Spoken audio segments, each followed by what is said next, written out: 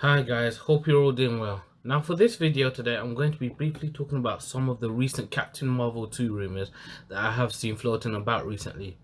I've come across a few links that do have similar information, which I actually do find quite interesting.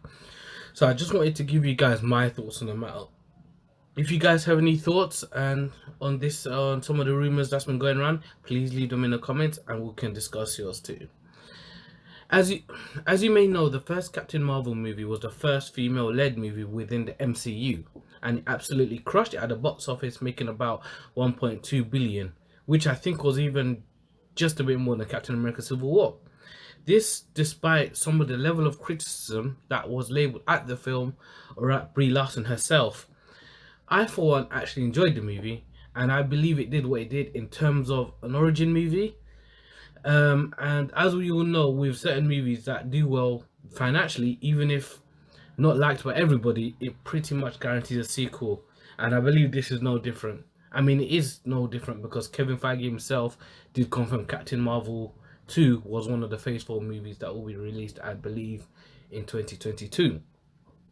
For me, one of the most interesting things for Captain Marvel 2 that I've heard is the inclusion of Kamala Khan. Now, Kamala Khan is actually Miss Marvel and is a Pakistani American and Muslim woman who is gifted with the ability to alter her shape and size of her body, and she used that to help protect the city of Jersey. What makes this character significant in the MCU for me is that she will not just be a key character going forward and as a young possible Avenger, but a key Asian character.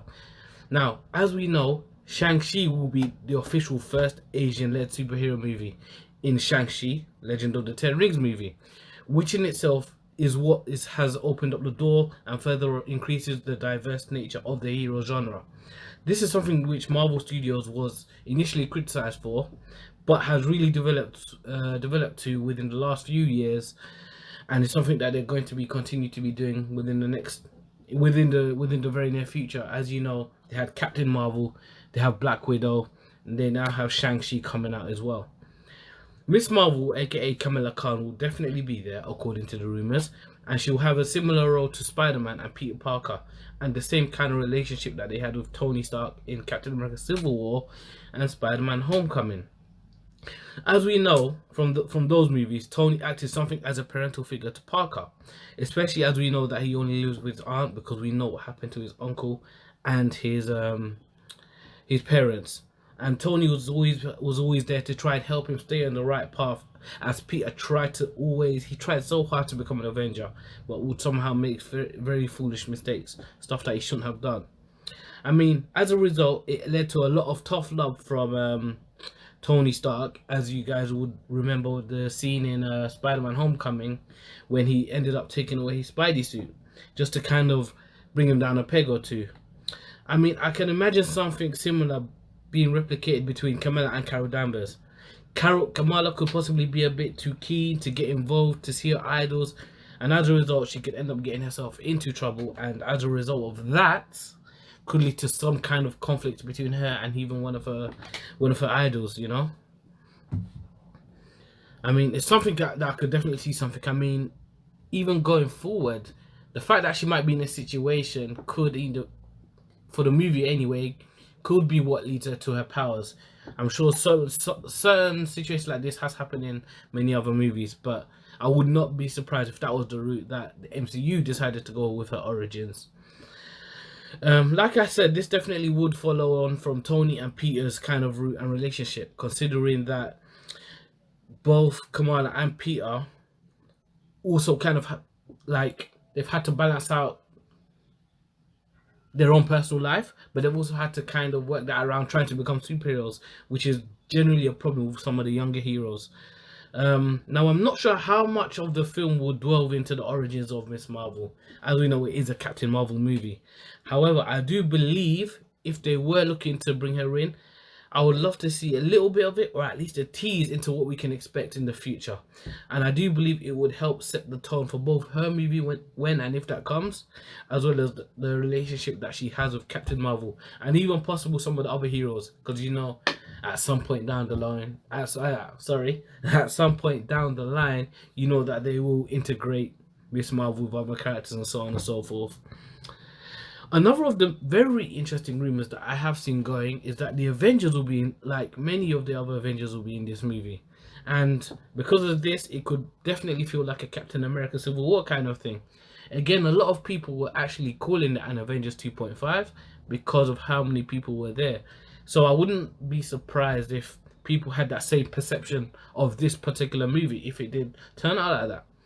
I mean, it's a very interesting point when you think about it because it really depends on the direction of the story.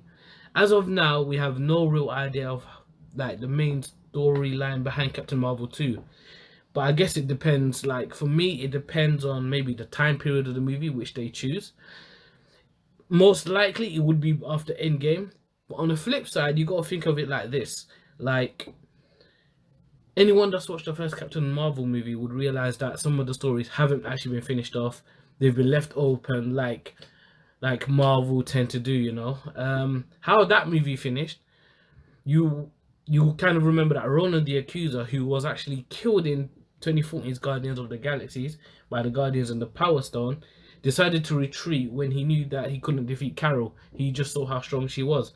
He even told his fellow Kree warriors that they would be back to come and collect the woman who was the weapon that he was talking about.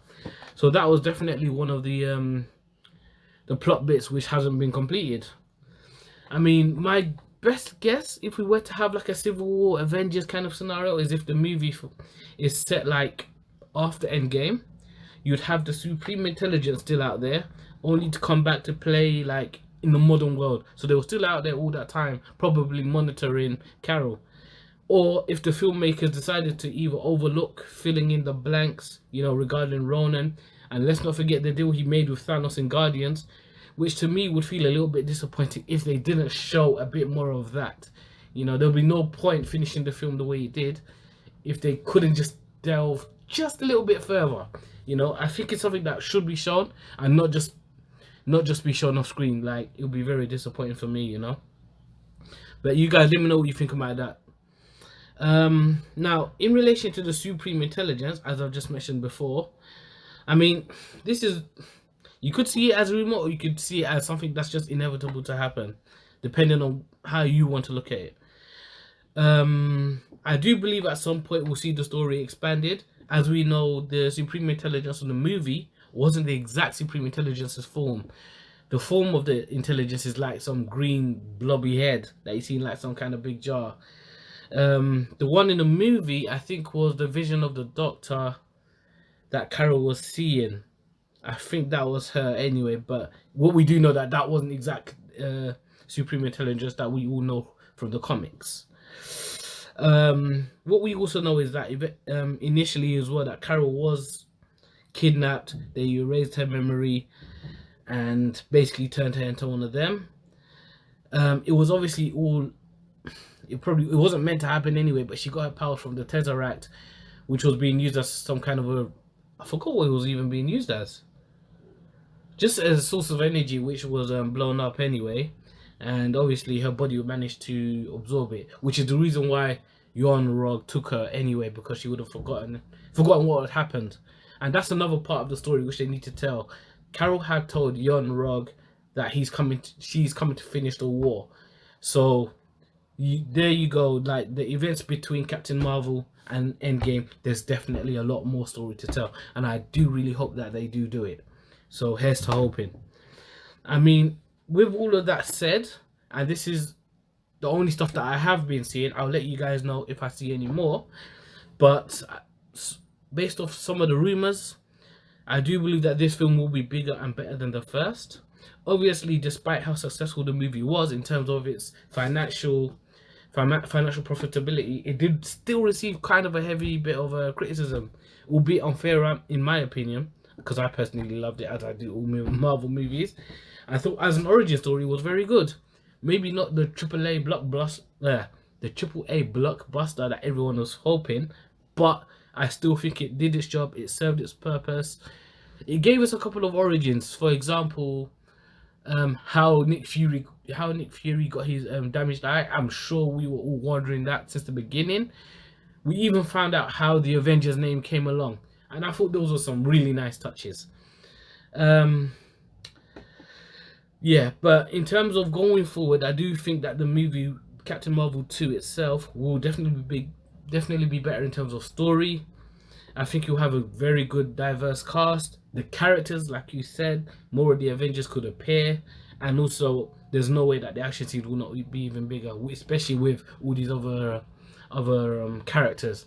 So, and I'm also interested to know what other villains will be there as well.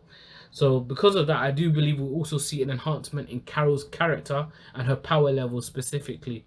There was always the debate about which one was the strongest Avenger. Kevin Feige had initially come out and said she was the strongest Avenger. It's been since debunked by him. It's caused a lot of arguments, debates online. Personally, I am gonna go with Scarlet Witch, but I believe this is another debate for another time. But yeah, but yeah, based on all of that, guys, what do you guys think about some of the rumors surrounding Captain Marvel 2 anyway? Do you think we'll see some more of the Avengers in it? If so, who? If so, why would they be there? And if so, how do you believe that they would fit into this movie? Please let me know, guys, in the comments what you think. We'll be happy to discuss and debate with you guys there. If you think I deserve a like, please click on the like button and subscribe. There'll be some definitely more superhero content coming soon. And guys, please take care, and I'll see you at the next video.